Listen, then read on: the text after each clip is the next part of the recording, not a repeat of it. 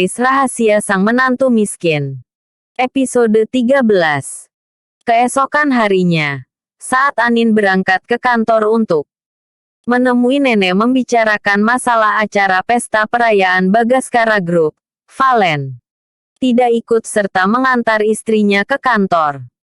Valen memiliki rencana untuk memberi kejutan kepada istrinya. Sebuah cincin berlian yang termahal dipilih Valen untuk menggantikan cincin pernikahan mereka yang dulu disediakan oleh kakek Arka. Ingin melamar dan menikahi Anin dengan semestinya. Tanpa menunggu lagi, Valen langsung memesan ojek online untuk mengantarnya ke mahkota Horeca terlebih dahulu, karena Revan dan Bu Susan memintanya menandatangani berkas dan setelah jam 10 siang, Valen langsung minta diantar oleh Revan ke mall terdekat, dan menyuruh Revan untuk meninggalkannya saja. Kalau ia sudah selesai, ia akan menelepon Revan lagi. Tapi Revan mendesak untuk menunggu di parkiran mall saja, kalau Valen tidak ingin diantar. Valen tidak lagi memaksa. Ia langsung turun dan berjalan menuju Blue Diamond, sebuah toko berlian dan perhiasan yang sangat terkenal di Jakarta sebagai toko berlian berlisensi dan menyajikan perhiasan dengan kualitas grade A yang sering menjadi langganan para borjuis dan selebritis. "Mbak, saya mau lihat cincin pernikahan yang ini dong," kata Valen sambil menunjuk sebuah cincin dengan batu permata yang cukup besar. Berwarna pink dengan permata kecil-kecil di seputaran berlian besar itu. Pramuniaga yang diajak berbicara oleh Valen melihat ke arah pakaian yang dikenakan oleh Valen. Walau Valen tetap tampak tampan dan menarik dengan kemeja dan celana bahan khas pegawai kantoran biasa, tapi pramuniaga itu memandang Valen sebelah mata karena cincin yang ditunjuk oleh Valen itu seharga 7,2 miliar.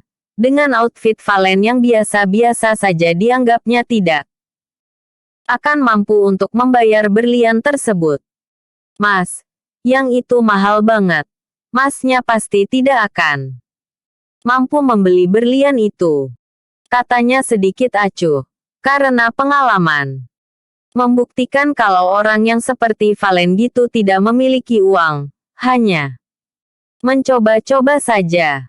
Ada lagi yang lebih ditakuti oleh pramuniaga itu kalau ternyata Valen adalah seorang pencuri. Gimana dong nasibnya?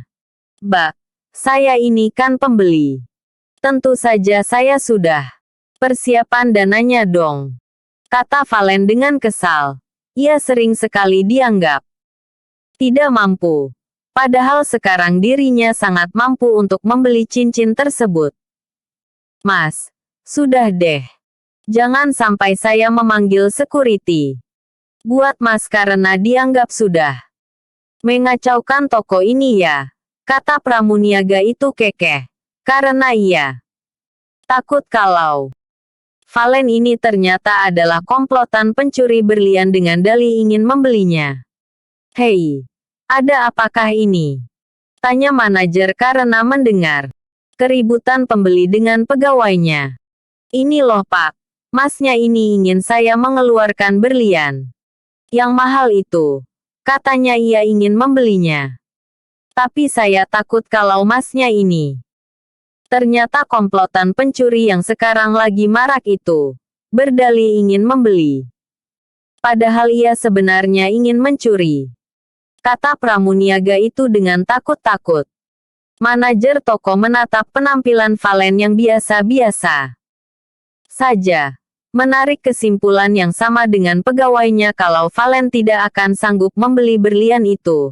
Tapi karena ia lebih berpendidikan maka cara menolaknya lebih halus.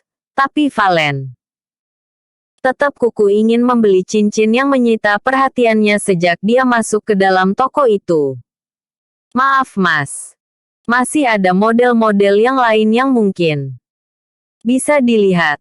Selain cincin itu, Karena memang yang itu harganya mahal sekitar 8 miliar rupiah. Kata manajer itu dengan sopan dan halus. Tapi saya ingin membeli yang itu.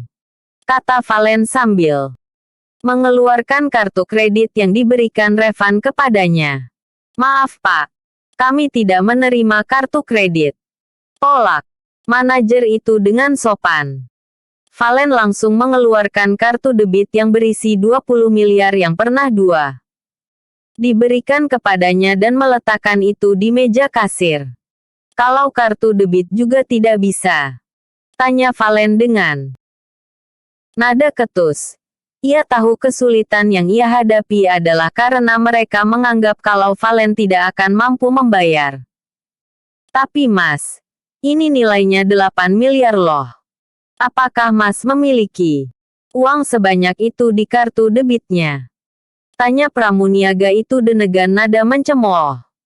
Emangnya harus pakai uang tunai supaya kalian percaya? Tanya Valen menantang. Ia bukannya sombong, tapi ia ingin memberi pelajaran kepada pramuniaga yang menatapnya sebelah mata. Emang Masnya punya? Cemooh pramuniaga itu lagi.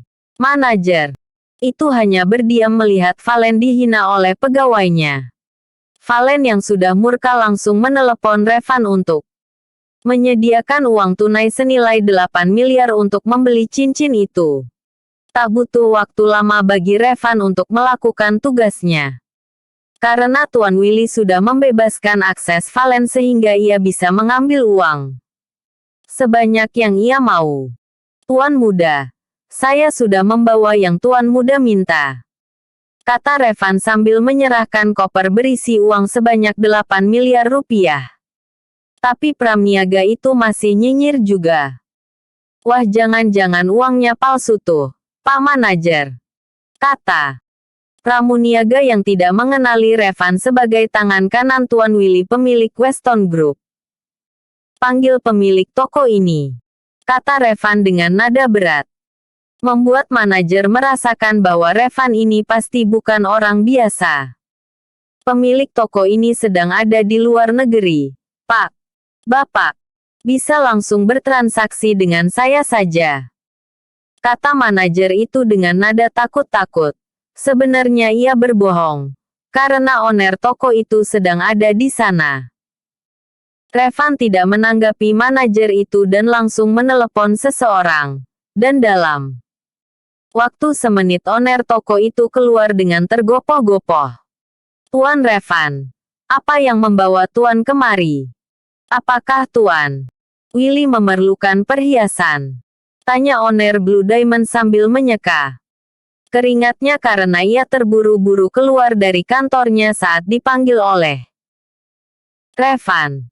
Membuat manajer dan pegawainya sontak berkeringat dingin. Karena ownernya begitu hormat dengan Revan.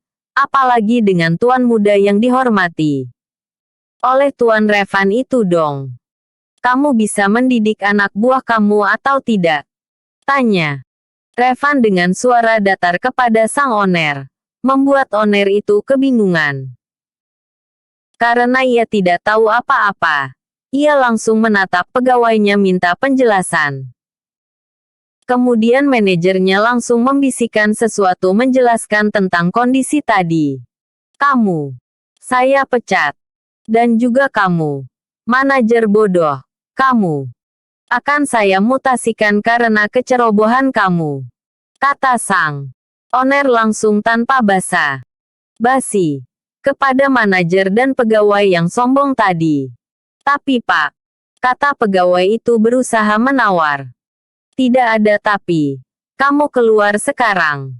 Kata owner itu kepada pegawainya. Sedangkan Valen dan Revan menatap drama itu dengan muka datar. Tuan, biar saya saja yang melayani kalian. Tuan mau cincin yang mana? Biar saya akan kasih diskon sebagai pernyataan maaf saya. Kata sang owner dengan nada manis dan lembut kepada Valen. Saya ingin cincin yang ini. Kamu tidak perlu memberi harga diskon. Saya sanggup membayar dengan harga penuh. Kata Valen dengan tegas. Ia tidak mau memberi Anin dengan cincin diskonan. Baik-baik Tuan. Saya akan segera membungkusnya buat Tuan, katanya sambil memerintahkan pegawainya yang lain untuk membungkus barang yang diminta oleh Valen dengan segera sambil terus membungkuk dan meminta maaf kepada Revan dan Valen. Revan langsung membayarnya dengan uang tunai yang dibawa oleh Revan, sedangkan Revan langsung mengawal Valen yang segera pulang setelah membeli cincin yang ia inginkan. Banyak orang yang melihat kejadian itu dan merekamnya dengan kamera ponselnya, tapi tentu saja pengawal dan Revan sudah mengantisipasi supaya rekaman itu tidak akan tayang, karena Valen tetap ingin identitasnya aman. Sampainya ke dalam mobil, Valen menerima telepon dari Bu Susan yang menanyakan kesediaan Valen untuk menghadiri pesta yang diadakan oleh Bagaskara. Karena tadi si Anin menghubungi Bu Susan dan memberikan undangan kepada Bu Susan dan juga CEO baru mahkota Horeca untuk menghadiri pesta di Hotel Bagaskara. Tentu saja Valen bersedia untuk datang, karena ia tahu kalau sampai ia menolak, pasti lagi-lagi istrinya yang akan kena masalah. Bersambung episode 14.